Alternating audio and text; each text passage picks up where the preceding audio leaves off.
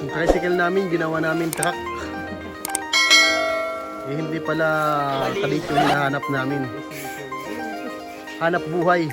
Asya na! Na nga mga kalongs kid, na nandito na nga tayo sa Lipi-Lipi.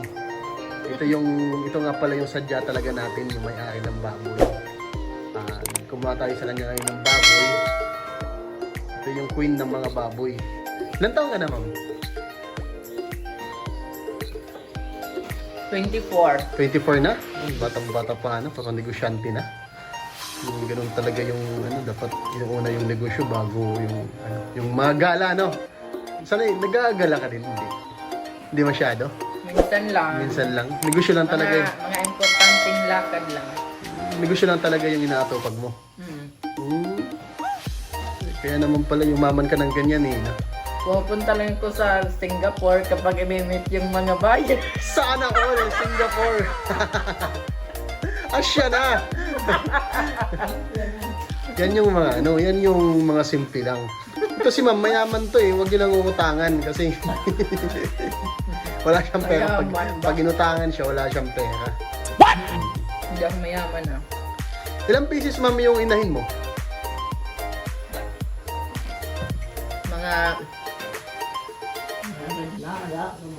Mga 100 na yata yun. Kasi may bagong dating kami ng mga girls galing sa Creekview Genetics. Oh, hindi ang gaganda ng lahi nun. Mga F1, large white landrace yung lahi. Ano? Tapos isang boar, Petrin Dorok yung lahi din. Ang dami nyo palang inahin ma'am, no? Kaya pala busy kayo, hindi masyada paggala. Oo. Kasi nasikaso nyo talaga yung negosyo nyo. Si ma'am, maraming salamat sa pagpa-interview. Kahit konti lang, at least may napupulutan silang kami. Ang gandang yung Dati ba, nag-umpisa lang kayo ng ilang inahin pala? Dalawa lang. Dalawa lang hanggang... Tapos yung unang anak, lahat sila namatay kasi di kami marunong mag-alaga. Ganoon talaga, pag hindi marunong mag-alaga, iniiwan. Gago! Nahugot! Dalawa lang, tapos padami na. Oo.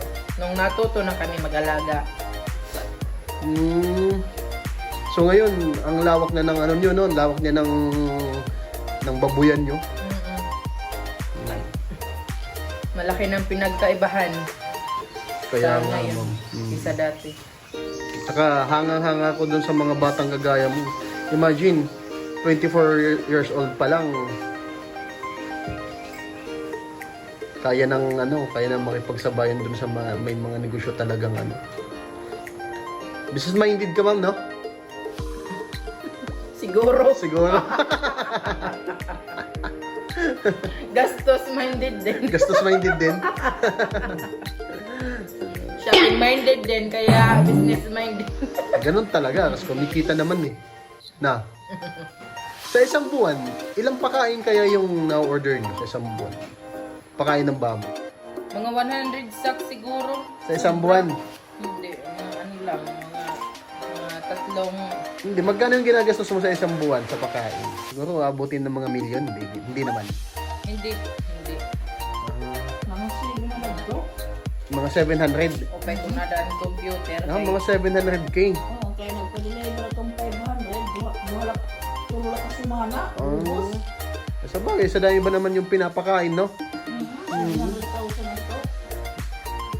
Ganun. Pero nung nung December, kasi marami pa kayong mga patining dyan na kailangan pakainin.